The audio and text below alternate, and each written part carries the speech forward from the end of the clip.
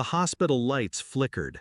Pain meds dulled the ache in my abdomen, but not the tension in my spine. Then the phone rang. Her name lit up, my daughter's, 7 years old. Still said Wabbit instead of rabbit. But her voice, it wasn't soft, it was sharp with panic. "Daddy, help! They left me here alone!" My hand gripped the bed rail. "Where are you, sweetheart?" "Camping. In the woods. It's dark. I'm scared." The line crackled. I called my wife immediately. She laughed before I could speak. "She's a mistake I should have gotten rid of 7 years ago." Click. The line went dead. And for the first time since the surgery, I stood. I'd trusted them, my wife, my parents, my blood. I was recovering from a near-fatal infection, barely lucid when they said they'd take her for the weekend. Said she needed fresh air. I believed them, because I wanted to, because the alternative was too grotesque to consider, until that call. Until I heard my daughter, terrified, shivering, abandoned, in a place I couldn't reach. I dialed over and over. No one picked up, no GPS, no response, just silence. Then, the next morning, the police called. A body had been found in the woods. And in the breath between words, I stopped existing. But the next line wasn't what I expected. "We found a body in the woods. It's not your daughter." Relief hit me like a gunshot. Then the officer added, "But we did find her, and she said some things." That's when the rage began to simmer. Not wild, not reckless, just quiet, controlled, and pointed. They kept her overnight at the station for observation. I signed myself out of the hospital against orders. Pain stitched every step. I didn't care. She ran to me the moment she saw me. No hesitation, no confusion, just raw, desperate trust. She clung to my chest. "Why didn't you come sooner, Daddy?" I didn't have an answer, so I just whispered, "I'm here now." Later, when she slept, I spoke with the detective. "She told us your wife left her near the woods while your parents went into town. Said your wife gave her a granola bar and said, 'Don't move. You don't belong with us.'" My stomach coiled. They'd always favored my wife, treated her like a savior for taking me in?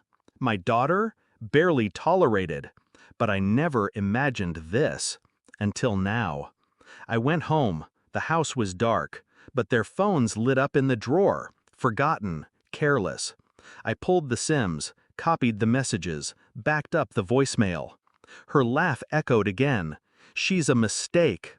Every word saved. Every lie preserved. And in one of the texts, a sentence from my mother. "It'll be over soon. You'll be free." The truth wasn't messy. It was precise, planned. My wife was in debt, severe, quiet. Gambling apps masked under budgeting ones. My parents co-signed the house when we married, had access, had leverage. And they saw my daughter as the obstacle. She reminded them I existed, reminded them they couldn't erase me completely, until now. One accidental disappearance during a camping trip, no witnesses, no signal, no me to stop it. Except she called. 7 years old, alone, but not silent. That one signal, faint, shaking, barely clinging, burned their plan to ash. I printed everything, bound it, titled the folder, "In case I don't come back," and drove to the police station. They were already there. My wife, my parents, acting concerned, citing confusion. I walked in, folder in hand, limping. I said nothing, just handed the file to the lead detective. He opened it, read one line, his jaw clenched.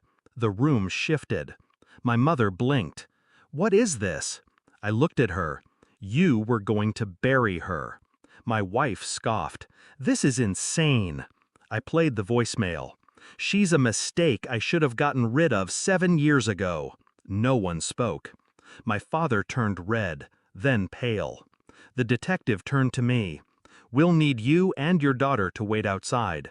I nodded, took one last look at them, all three, cornered, silent, unraveling. I didn't scream, didn't spit, didn't beg for answers. I already had all of them. She sleeps beside me now, curled up, safe. She doesn't ask about them, and I don't speak their names.